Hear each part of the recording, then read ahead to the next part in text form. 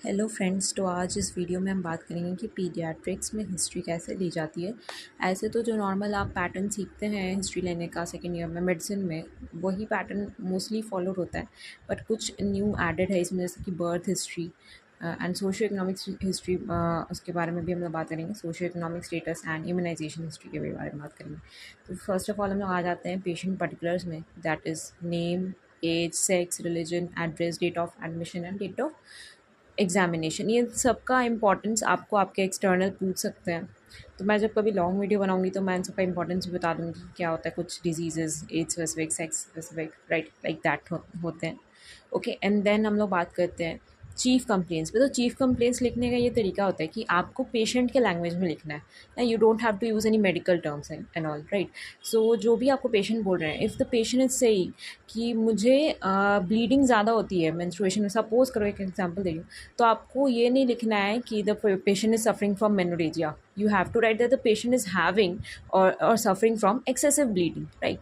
तो आपको chief complaints का यही फंडा है कि आपको पेशेंट के लैंग्वेज में लिखना है। और क्या है कि सेकेंड थिंग इज़ कि आपको क्रोनोलॉजिकल ऑर्डर में लिखना है। Like if the patient is suffering from abdominal pain from 10 days and having fever from 2 days, then you have to write abdominal pain first and followed by fever. Okay, so this is the thing. So ये दो चीज़ें आपसे external या आपके professor पूछते हैं and you miss out and you suffer. Okay, so ये दोनों पॉइंट्स आप डेफिनेटली आप याद रखें। Third thing is HOPI, that is your history of present illness.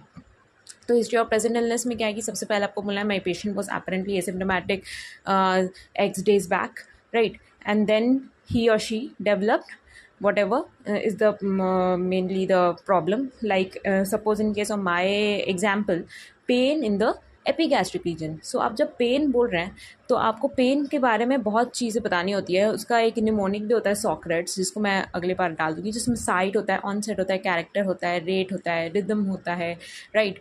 And उसके अलावा एग्रवेटिंग फैक्टर होता है, रिलीविंग फैक्टर होता है। तो आपको सारी चीज़ों को यहाँ पे मेंशन करना है पेन का। जैसे पेन है तो कहाँ पे है, एपिगैस्ट्रिक रीजन में, site of pain, onset, nature of pain, aggravating, relieving factor, radiating है कि नहीं है, and if it is associated और not associated with any other factor, for example vomiting और फीवर और डायरिया और कॉन्स्टिपेशन और नॉट।